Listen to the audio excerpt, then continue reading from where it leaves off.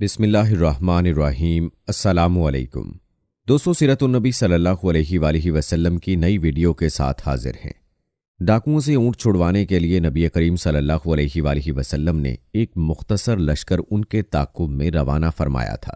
اس لشکر نے جو لڑائی لڑی اس بارے میں بھی آپ کو بتائیں گے، اور اس کے ساتھ ہم آپ کو نبی کریم صلی اللہ علیہ وآلہ وسلم کے خواب کے بارے میں بھی بتائیں گے، جس کو دیکھنے کے بعد آپ صلی اللہ علیہ وآلہ وسلم نے عمرہ کی نیت فرمائی اور صحابہ کے ساتھ مکہ کا سفر فرمایا۔ یہ خواب کیا تھا اور اس سفر کے حالات و واقعات کیا ہیں، اس کی مکمل تفصیل آج کی ویڈیو میں آپ کے ساتھ شیئر کریں گے۔ ویڈیو نہایت ہی ایمان افروز ہونے والی ہے، لہٰذا ویڈیو کو آپ نے سکپ نہیں کرنا اور آخر تک ضرور دیکھنا ہے۔ دوستو، ویڈیو کا باقاعدہ آغاز کرنے سے پہلے آپ سے گزارش ہے کہ اگر آپ نے ابھی تک ہمارا چینل اسلامک اسٹوڈیو سبسکرائب نہیں کیا ہے تو ابھی سبسکرائب کر لیں، ساتھ میں بیل نوٹیفیکیشن کو ضرور آن کر لیجئے گا تاکہ لیٹسٹ اپلوڈ ہونے والی ویڈیوز آپ تک بر وقت پہنچتی رہیں۔ تو چلیے دوستو، آغاز کرتے ہیں اپنی آج کی ویڈیو کا۔ دوستو، نبی کریم صلی اللہ علیہ وآلہ وسلم کے خواب کا تذکرہ کرنے سے پہلے آپ کو اس لڑائی کے بارے میں بتاتے ہیں جو نبی کریم صلی اللہ علیہ وآلہ وسلم کے اونٹوں کو ڈاکوؤں سے چھڑوانے کے لیے لڑی گئی۔ کہتے ہیں کہ جو سوار ڈاکوؤں کے تعاقب میں بھیجے گئے، ان سواروں میں سب سے پہلے جو شخص دشمن تک پہنچا ان کا نام مہد ربن فضلہ تھا۔ انہیں اخرم اسدی بھی کہا جاتا ہے۔ یہ آگے بڑھ کر دشمن کے سامنے جا کھڑے ہوئے اور بولے، اے ملعون لوگو، ٹھہر جاؤ، مہاجرین اور انصار تمہارے مقابلے پر نکل پڑے ہیں۔ اخرم اسدی رضی اللہ تعالی عنہ سب سے پہلے دشمن کے قریب پہنچ گئے، ان کی طرف بڑھنے لگے تو حضرت سلمہ بن عقو رضی اللہ تعالی عنہ نے اپنے مورچے سے نکل کر ان کے گھوڑے کی لگام پکڑ لی اور بولے، اے اخرم، ابھی دشمن پر حملہ نہ کریں، رسول اللہ صلی اللہ علیہ وآلہ وسلم اور ان کے اصحاب کو آنے دیں۔ یہ سن کر اخرم اسدی رضی اللہ تعالی عنہ بولے، سلمہ، اگر تم اللہ تعالیٰ اور قیامت کے دن پر ایمان رکھتے ہو اور یہ جانتے ہو کہ جنت بھی برحق ہے اور دوزخ بھی برحق ہے تو میرے اور شہادت کے درمیان سے ہٹ جاؤ۔ ان کے الفاظ سن کر سلمہ رضی اللہ تعالی عنہ نے ان کے گھوڑے کی لگام چھوڑ دی، فوراً آگے بڑھے۔ انہوں نے وار کر کے ایک دشمن کے گھوڑے کو زخمی کر دیا۔ اسی وقت ایک اور دشمن نے اخرم اسدی رضی اللہ تعالی عنہ کو نیزہ دے مارا، وہ شہید ہو گئے۔ ایسے میں حضرت ابو قتادہ رضی اللہ تعالی عنہ وہاں پہنچ گئے۔ ایک دشمن نے ان کے گھوڑے پر وار کیا، گھوڑا زخمی ہو گیا۔ حضرت ابو قتادہ رضی اللہ تعالی عنہ نے فوراً اس پر وار کر کے اس کو قتل کر دیا۔ اسی وقت ایک اور گھڑ سوار ان کے مقابلے پر آیا، اس کا نام مسدہ فراری تھا۔ آتے ہی کہنے لگا، تم مجھ سے کس طرح مقابلہ کرنا پسند کرو گے، تلوار بازی، نیزہ بازی یا پھر کشتی؟ حضرت ابو قتادہ رضی اللہ تعالی عنہ بولے، جو تم پسند کرو۔ اس پر اس نے کشتی لڑنا پسند کیا۔ وہ گھوڑے سے اتر آیا، اپنی تلوار درخت سے لٹکا دی۔ حضرت ابو قتادہ رضی اللہ تعالی عنہ بھی گھوڑے سے اتر آئے، انہوں نے بھی تلوار درخت سے لٹکا دی۔ اب دونوں میں کشتی شروع ہوئی۔ آخر اللہ تعالیٰ نے حضرت ابو قتادہ رضی اللہ تعالی عنہ کو فتح یاب فرمایا۔ انہوں نے درخت سے لٹکی تلوار کھینچ لی اور اسے قتل کر دیا۔ پھر انہوں نے مسدہ کے بھتیجے پر حملہ کیا، اس نے خوفزدہ ہو کر باقی اونٹوں کو چھوڑ دیا۔ حضرت ابو قتادہ رضی اللہ تعالی عنہ اونٹوں کو لے کر لوٹے تو حضور اکرم صلی اللہ علیہ وآلہ وسلم تشریف لاتے نظر آئے۔ حضور اکرم صلی اللہ علیہ وآلہ وسلم نے اونٹوں کو ساتھ میں دیکھ کر فرمایا، ابو قتادہ، تمہارا چہرہ روشن ہو۔ اس پر انہوں نے کہا، اے اللہ کے رسول، آپ کا بھی چہرہ روشن رہے۔ اس کے بعد آپ صلی اللہ علیہ وآلہ وسلم نے ان سے فرمایا، اللہ تم میں، تمہاری اولاد میں اور اولاد کی اولاد میں برکت عطا فرمائے۔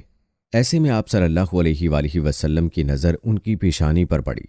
وہاں ایک زخم تھا اور تیر کا بھل زخم ہی میں رہ گیا تھا۔ حضور نبی کریم صلی اللہ علیہ وآلہ وسلم نے تیر کا وہ حصہ آہستہ سے نکال دیا، پھر ان کے زخم پر اپنا لعاب دہن لگایا اور اپنی ہتھیلی زخم پر رکھ دی۔ حضرت ابو قتادہ رضی اللہ تعالی عنہ کہتے ہیں، قسم ہے اس ذات کی جس نے آپ صلی اللہ علیہ وآلہ وسلم کو نبوت سے سرفراز فرمایا، آپ نے جو ہی زخم پر ہاتھ رکھا تکلیف بالکل غائب ہو گئی۔ سبحان اللہ۔ کہتے ہیں اس کے بعد حضور نبی کریم صلی اللہ علیہ وآلہ وسلم نے حضرت ابو قتادہ رضی اللہ تعالی عنہ کو مسدہ کا گھوڑا اور اس کے ہتھیار عطا فرمائے اور انہیں دعا دی۔ حضرت ابو قتادہ رضی اللہ تعالیٰ عنہ اور حضرت سلمہ بن عقور رضی اللہ تعالیٰ عنہ کے بارے میں حضور نبی کریم صلی اللہ علیہ وآلہ وسلم نے اس موقع پر فرمایا، ہمارے سواروں میں بہترین سوار ابو قتادہ ہیں اور ہمارے پیدل مجاہدین میں بہترین پیدل سلمہ ہیں۔ پھر حضور نبی کریم صلی اللہ علیہ وآلہ وسلم مدینہ منورہ کی طرف روانہ ہوئے۔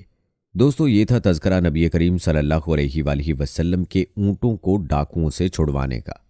روایات میں آتا ہے کہ اس واقعے کے چند دن بعد حضور اقدس صلی اللہ علیہ وآلہ وسلم نے ایک خواب دیکھا کہ آپ صلی اللہ علیہ وآلہ وسلم اپنے صحابہ کرام کے ساتھ امن کی حالت میں مکہ میں داخل ہو رہے ہیں۔ پھر عمرہ کے بعد آپ صلی اللہ علیہ وآلہ وسلم اور صحابہ نے بال منڈوائے اور کچھ نے بال کتروائے ہیں، اور یہ کہ آپ صلی اللہ علیہ وآلہ وسلم بیت اللہ میں داخل ہوئے ہیں۔ پھر آپ صلی اللہ علیہ وآلہ وسلم نے بیت اللہ کی چابی لی اور عرفات میں قیام کرنے والوں کے ساتھ قیام فرمایا۔ نیز آپ صلی اللہ علیہ وآلہ وسلم نے اور صحابہ نے بیت اللہ کا طواف کیا۔ حضور اکرم صلی اللہ علیہ وآلہ وسلم نے اپنا یہ خواب صحابہ کرام کو سنایا۔ سب اس بشارت سے بہت خوش ہوئے۔ پھر آپ صلی اللہ علیہ وآلہ وسلم نے صحابہ رضی اللہ تعالی عنہم سے ارشاد فرمایا، میرا ارادہ عمرے کا ہے۔ یہ سننے کے بعد سب نے سفر کی تیاریاں شروع کر دیں۔ آخر ایک روز حضور اکرم صلی اللہ علیہ وآلہ وسلم عمرے کے لیے مدینہ منورہ سے روانہ ہوئے۔ عمرے کا اعلان آپ صلی اللہ علیہ وآلہ وسلم نے پہلے ہی کرا دیا تھا تاکہ لوگ اس قافلے کو حاجیوں کا قافلہ ہی خیال کریں اور مکے کے لوگ اور اس پاس کے لوگ جنگ کے لیے نہ اٹھ کھڑے ہوں۔ مشرکوں اور دوسرے دشمنوں کو پہلے معلوم ہو جائے کہ آپ صلی اللہ علیہ وآلہ وسلم عمرے کی نیت سے آ رہے ہیں اور کوئی نیت نہیں ہے۔ دوستو، روایات بتاتی ہیں کہ حضور اقدس صلی اللہ علیہ وآلہ وسلم نے ذوالحلیفہ کے مقام پر احرام باندھا، پہلے مسجد میں 2 رکعت نماز ادا کی، پھر مسجد سے ہی اونٹنی پر سوار ہوئے۔ اکثر صحابہ کرام رضوان اللہ اجمعین نے یہیں سے احرام باندھا۔ حضور اکرم صلی اللہ علیہ وآلہ وسلم اس سفر پر ذوالقعدہ کے مہینے میں روانہ ہوئے تھے۔ قافلے کے ساتھ قربانی کے جانور بھی تھے۔ ذوالحلیفہ کے مقام پر آپ صلی اللہ علیہ وآلہ وسلم نے ظہر کی نماز ادا فرمائی، جانوروں پر جھولیں ڈالیں تاکہ جان لیا جائے کہ یہ قربانی کے ہیں۔ ان کے کوہانوں پر نشان لگایا گیا، یہ نشان زخم لگا کر ڈالا جاتا ہے۔ اس سفر میں آپ صلی اللہ علیہ وآلہ وسلم کے ساتھ 1400 صحابہ کرام رضوان اللہ اجمعین تھے۔ چونکہ حضور اکرم صلی اللہ علیہ وآلہ وسلم عمرے کی نیت سے روانہ ہوئے تھے، اس لیے آپ صلی اللہ علیہ وآلہ وسلم کے اور صحابہ کے پاس سوائے تلوار کے اور کوئی ہتھیار نہیں تھا۔ دوستو، روایات میں آتا ہے کہ سفر کے دوران ایک مقام پر پانی ختم ہو گیا۔ صحابہ رضوان اللہ اجمعین حضور اکرم صلی اللہ علیہ وآلہ وسلم کے پاس آئے۔ اس وقت آپ صلی اللہ علیہ وآلہ وسلم کے سامنے پانی کا ایک برتن تھا۔ آپ صلی اللہ علیہ وآلہ وسلم اس سے وضو فرما رہے تھے۔ آپ صلی اللہ علیہ وآلہ وسلم نے ان سے پوچھا، کیا بات ہے؟ صحابہ نے بتایا، آپ کے پاس اس برتن میں جو پانی ہے، اس پانی کے علاوہ پورے لشکر میں کسی کے پاس اور پانی نہیں ہے۔ یہ سن کر آپ صلی اللہ علیہ وآلہ وسلم نے برتن میں اپنا ہاتھ مبارک رکھ دیا۔ جو ہی آپ صلی اللہ علیہ وآلہ وسلم نے ہاتھ مبارک پانی میں رکھا، آپ صلی اللہ علیہ وآلہ وسلم کی انگلیوں سے پانی اس طرح نکلنے لگا جیسے برتن میں چشمے پھوٹ پڑے ہوں۔ ایک صحابی کا بیان ہے کہ میں نے آپ صلی اللہ علیہ وآلہ وسلم کی انگلیوں سے پانی کے فوارے نکلتے دیکھے۔ دوستو، یاد رہے حضرت موسیٰ علیہ السلام کے لیے ایک پتھر سے پانی کا چشمہ پھوٹ نکلا تھا، لیکن یہاں نبی کریم صلی اللہ علیہ وآلہ وسلم کی انگلیوں سے پانی جاری ہو گیا تھا۔ سبحان اللہ۔ دوستو، علماء کرام فرماتے ہیں کہ یہ واقعہ موسیٰ علیہ السلام والے واقعے سے کہیں زیادہ حیرت ناک ہے، کیونکہ چشمے پہاڑوں چٹانوں سے ہی نکلتے ہیں، لہٰذا پتھر سے پانی کا جاری ہونا اتنی عجیب بات نہیں جتنی کہ حضور اکرم صلی اللہ علیہ وآلہ وسلم کی مبارک انگلیوں سے پانی کا جاری ہونا عجیب ہے۔ اور یہ اللہ کے عطا کردہ معجزات ہیں جو اللہ تعالیٰ اپنے انبیاء کو عطا فرماتا ہے۔ حضرت جابر رضی اللہ تعالیٰ عنہ کہتے ہیں، جو ہی یہ پانی کا چشمہ پھوٹا، ہم سب پینے لگے۔ ہم نے پیا بھی اور اس پانی سے وضو بھی کیا اور اپنے برتن بھی بھرے۔ اگر ہم اس وقت 1,00,000 بھی ہوتے تو بھی پانی ہمارے لیے کافی ہو جاتا، جبکہ اس وقت ہماری تعداد 1400 تھی۔ روایات میں آتا ہے کہ مسلمانوں کا قافلہ اسفان کے مقام پر پہنچا تو نبی کریم صلی اللہ علیہ وآلہ وسلم کے پاس بشر بن سفیان عتقی رضی اللہ تعالی عنہ آئے۔ آپ صلی اللہ علیہ وآلہ وسلم نے پہلے ہی انہیں جاسوس بنا کر مکہ کی طرف روانہ کر دیا تھا، کیونکہ آپ صلی اللہ علیہ وآلہ وسلم کی نیت اگرچہ صرف عمرے کی تھی، لیکن قریش کے بارے میں اطلاعات رکھنا ضروری تھا۔ بشر رضی اللہ تعالی عنہ نے آ کر بتایا، اے اللہ کے رسول، قریش کو اطلاع مل چکی ہے کہ آپ مدینہ منورہ سے روانہ ہو چکے ہیں۔ دیہاتوں میں جو ان کے اطاعت گزار لوگ ہیں، قریش نے ان سے بھی مدد طلب کی ہے۔ بنی ثقیف بھی ان کی مدد کرنے پر آمادہ ہیں اور ان کے ساتھ عورتیں اور بچے بھی ہیں۔ وہ لوگ مکے سے نکل کر ذی طوی کے مقام تک آ گئے ہیں۔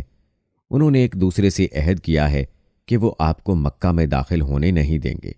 دوسرے یہ کہ خالد بن ولید جو اس وقت تک مسلمان نہیں ہوئے تھے، گھڑ سوار دستہ لیے قرائے غمیم کے مقام تک آ گئے ہیں۔ ان کے دستے میں 200 سوار ہیں اور وہ آپ کے خلاف صف بندی کر چکے ہیں۔ یہ اطلاعات ملنے پر آپ صلی اللہ علیہ وآلہ وسلم نے حضرت عباد بن بشر رضی اللہ تعالی عنہ کو حکم فرمایا کہ وہ مسلمان گھڑ سواروں کے ساتھ آگے بڑھیں۔ یہ آگے بڑھے اور حضرت خالد بن ولید کے دستے کے سامنے پہنچ گئے۔ انہوں نے بھی صف بندی کر لی۔ نماز کا وقت ہوا تو حضور نبی کریم صلی اللہ علیہ وآلہ وسلم نے نماز شروع کی۔ جب مسلمان نماز سے فارغ ہوئے تو کچھ مشرکوں نے کہا، ہم نے ایک اچھا موقع گنوا دیا۔ ہم اس وقت ان پر حملہ کر سکتے تھے جبکہ یہ نماز پڑھ رہے تھے۔ ہم اس وقت انہیں آسانی سے ختم کر سکتے تھے۔ ایک اور مشرک نے کہا، کوئی بات نہیں، ایک اور نماز کا وقت آ رہا ہے اور نماز ان لوگوں کو اپنی جان سے بھی زیادہ عزیز ہے۔ ظاہر ہے یہ نماز پڑھے بغیر تو رہیں گے نہیں، سو ہم اس وقت ان پر حملہ کریں گے۔ نماز عصر کا وقت ہوا تو اللہ تعالیٰ نے حضور نبی کریم صلی اللہ علیہ وآلہ وسلم کے پاس حضرت جبرائیل علیہ السلام کو بھیج دیا۔ وہ صلاۃ خوف کی آیت لے کر آئے تھے، جس میں اللہ تعالیٰ نے یوں فرمایا، جس کا ترجمہ یہ ہے، اور جب آپ ان کے درمیان ہوں اور آپ انہیں نماز پڑھانا چاہیں تو یوں کرنا چاہیے کہ لشکر کا ایک گروہ تو آپ کے ساتھ کھڑا ہو جائے اور وہ لوگ ہتھیار لیں، پھر جب یہ لوگ سجدہ کر چکیں تو یہ آپ کے پیچھے آ جائیں، اور دوسرا گروہ جس نے نماز نہیں پڑھی ہے آ جائے اور نماز پڑھ لے، اور یہ اپنے بچاؤ کا سامان ہتھیار وغیرہ لے لیں۔ یہ آیات سورہ نساء کی آیات ہیں۔ چنانچہ اللہ تعالیٰ کے حکم کے مطابق اس طرح نماز ادا کی گئی۔ یہ نماز خوف تھی، یعنی جب دشمن سے مقابلہ ہو تو آدھا لشکر پیچھے ہٹ کر 2 رکعت ادا کر لے اور واپس اپنی جگہ پر آ جائے۔ باقی جو لوگ رہ گئے ہیں اب وہ جا کر 2 رکعت ادا کریں۔ اس نماز کی ادائیگی کا تفصیلی طریقہ یہاں بیان کرنا مقصود نہیں ہے، اس کے لیے آپ فقہ کی کتب دیکھ سکتے ہیں۔ دوستو کہتے ہیں کہ مسلمانوں نے جب عصر کی نماز اس طرح ادا کی تو مشرک بول اٹھے، افسوس ہم نے ان کے خلاف جو سوچا تھا اس پر عمل نہ کر سکے۔ پیارے دوستو، اس کے بعد کیا حالات و واقعات پیش آئے اور کیا مسلمانوں نے اس سال نبی کریم صلی اللہ علیہ وآلہ وسلم کے ساتھ عمرہ ادا کیا یا نہیں، اس بارے میں ہم اپنی اگلی ویڈیو میں آپ کو تفصیل سے بتائیں گے انشاءاللہ۔ ہماری آج کی یہ ویڈیو آپ کو کیسی لگی، اس حوالے سے آپ اپنی رائے کا اظہار کمنٹ باکس میں لازمی کیجیے گا، اور اللہ سے دعا ہے کہ اللہ تعالی ہمیں بھی عمرہ اور حج ادا کرنے کی توفیق نصیب فرمائے، ہمیں بھی خانہ کعبہ اور مسجد نبوی میں سجدے کرنے کی توفیق عطا فرمائے، آمین ثم آمین۔ دوستو کمنٹ باکس میں آمین لکھ کر آپ بھی ہماری دعا میں شامل ہو جائیے۔ ملتے ہیں اگلی ویڈیو میں، تب تک کے لیے مجھے اجازت دیں، فی امان اللہ۔